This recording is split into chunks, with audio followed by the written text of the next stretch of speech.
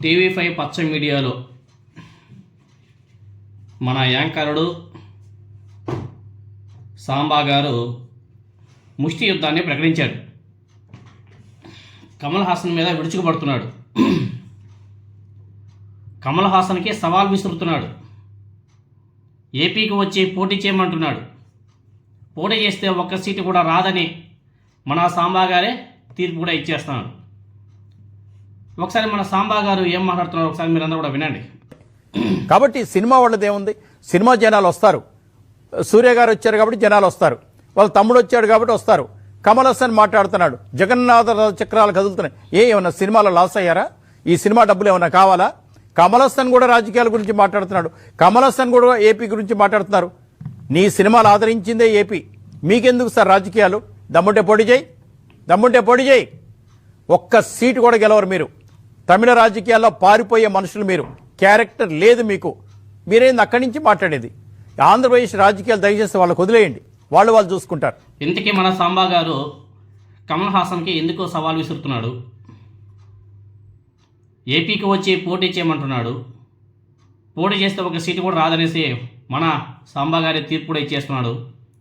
ఇంతకీ సాంబా గారికి ఎందుకు ఉన్నట్టుండి కమల్ హాసన్ మీద అంత ఊగిపోయే వీరావేశం ఎందుకు వచ్చిందంటే, రాజ్యసభలో కమల్ హాసన్ గారు శ్రీశ్రీ గారి కవిత్వాన్ని ప్రస్తావించాడండి.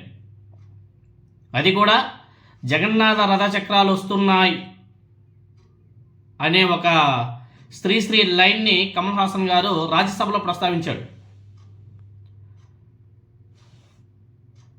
అది తెలుగు వాళ్ళందరికీ బాగా తెలుసు అని చెప్పేసి కూడా మాట్లాడాడు. అయితే ఆ ప్రస్తావించడానికి జగన్మోహన్ రెడ్డి గారికి ఏ సంబంధం లేదు. శ్రీశ్రీ రాసినటువంటి ఒక కవిత్వాన్ని మాత్రమే అని చెప్పాడు, జగన్నాథ రథచక్రాలు వస్తున్నాయి అనేసి.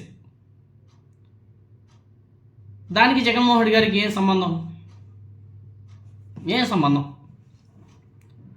ఈ పాటి అవగాహన కూడా ఆ పచ్చ మీడియా మేధావులకు లేకుండా పోతుంది అని నా బాధ. బీజేపీ వాళ్ళ మీద ఏదో విమర్శలు చేస్తూ కమల్ హాసన్ గారు శ్రీశ్రీని ఉటంకించాడు అక్కడ. అయితే అక్కడ జగన్నాథ రథచక్రాలు అనే మాట వినపడగానే పచ్చ మేధావులకి జగన్మోహన్ రెడ్డి వచ్చేస్తున్నాడు, కమల్ హాసన్ చెప్పేశాడు అని చెప్పేసి వీళ్ళు అర్థం చేసుకుంటుంటే మాట, పచ్చ మీడియా అర్థం చేసుకుంటుంటే మాట కడుపులో అట్టే మండిపోతా ఉంది. కమల్ హాసన్ జగన్మోహన్ రెడ్డి గారి గురించి ఎలా మాట్లాడతాడు? కమల్ హాసన్కి ఏపీ రాజకీయాల గురించి సంబంధం ఏంటి? కమల్ హాసన్కి ఆంధ్రప్రదేశ్కి సంబంధం ఏమిటి? కమల్ హాసన్ని తెలుగు ఇండస్ట్రీ, తెలుగు ప్రేక్షకులు ఆదరించారు కదా, మళ్ళీ కమల్ హాసన్ జగన్మోహన్ రెడ్డి గారికి వత్తాసు పలకడం ఏంటి అని చెప్పేసి మన పచ్చ మేధావి తెగ అరిచేశాడు. మామూలు గుడి గారు, అయ్యా సాంబశివరావు గారు మీది తెలంగాణ, మీకెందుకంటే ఆంధ్రప్రదేశ్ రాజకీయాల గురించి? కమల్ హాసన్కి ఆంధ్రప్రదేశ్ రాజకీయాలు వద్దంటున్నారు కదా, మరి మీరు తెలంగాణ కదా, ఏపీ రాజకీయాల గురించి మీకెందుకు? జగన్మోహన్ రెడ్డి గారి గురించి మీకెందుకు? వైఎస్ఆర్ కాంగ్రెస్ పార్టీ గురించి మీకెందుకు? ఏమైనా ఉంటే తెలంగాణ రాజకీయాలు కదా మాట్లాడుకోవాలా? కమల్ హాసన్ గారికి వర్తించిన మీకు వర్తిస్తుంది కదా, మీరు ఎందుకు ఏపీ రాజకీయాల గురించి మాట్లాడుతున్నారు?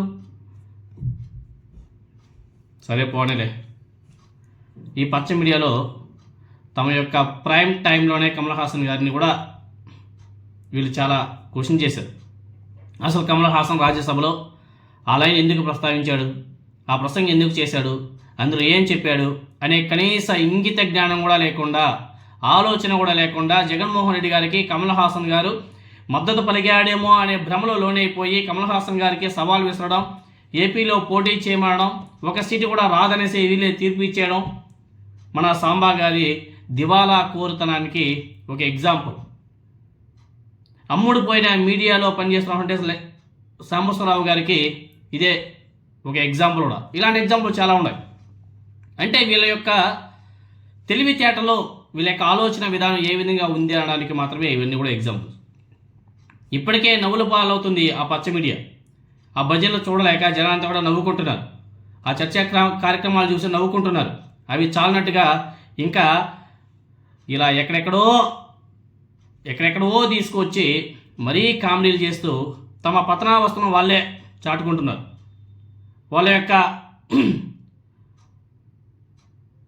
ఇల్లిటరేట్ పీపుల్స్ ఏ విధంగా బిహేవ్ చేస్తారో ఆ కోవలోకి ఈ సాంబశివరావు అదేవిధంగా ఆ ఛానల్ కూడా దిగజారిపోయినడానికి ఎగ్జాంపుల్స్. మరి ఇంతటితోనే సరే ఈ కామెడీని ఆపుతారో లేకపోతే శ్రీశ్రీ గారి కవిత్వంలో జగన్నాథ రథ చక్రాలు అనే మాటే వీరిని ఇంకా ఇంకోలా ఆలోచింపజేసి జగన్మోహన్ రెడ్డి గారిని కళలో తెప్పిస్తూ ఆ కవిత్వాన్ని నిషేధించమని చిన్నబాబుకి పెదబాబుకి ఈ మేధావులందరూ కూడా సూచించి నిషేధిస్తారేమో. ఎందుకంటే చేసేస్తారు, ఎందుకంటే అన్నీ వీళ్ళ చేతుల్లో ఉన్నాయి కదా. శ్రీశ్రీ కవిత్వాన్ని నిషేధింపజేస్తారేమో. అయితే ఇక్కడ మ్యాటర్ ఏమిటంటే కమల్ హాసన్ గారు ఆ కవిత్వాన్ని ప్రస్తావించడం తొలిసారి కాదు. ఆకలి రాజ్యం సినిమా చూశారు కదా, ఆ సినిమాతోనే శ్రీశ్రీ కవిత్వం కమల్ హాసన్ గారికి బాగా వంటబట్టినట్టుగా ఉంది. ఆ మధ్య తమిళనాడు బిగ్ బాస్లో కూడా శ్రీశ్రీ కవిత్వ ప్రస్తావన తీసుకొచ్చారు కమల్ హాసన్ గారు. తమిళ భారతీ యార్తో శ్రీశ్రీ గారిని పోల్చాడు. భారతీ వలె శ్రీశ్రీది కూడా అభ్యుదయ విప్లవ బాటాంజి వేసి ఆయన మాట్లాడాడు. ఇదే జగన్నాథ రథచక్రాల్ కవిత్వాన్ని ఆయన చెప్పడం జరిగింది. అలాగే అసందర్భంగా ఆయన కల్కి సినిమాలో ఈ కవిత్వాన్ని వాడాడు కమల్ హాసన్ గారు. శ్రీశ్రీ చెప్పినటువంటి జగన్నాథ రథచక్రాల్లో కూడా పచ్చ మేధావులకు జగన్మోహన్ రెడ్డి గారే కనిపిస్తున్నాడు. అంటే వీళ్ళకి ఏ విధంగా ఎక్కేసిందో జగన్మోహన్ రెడ్డి గారి పేరు మీరందరూ కూడా ఒకసారి ఆలోచన చేసుకోవచ్చు. ఈ కవిత్వం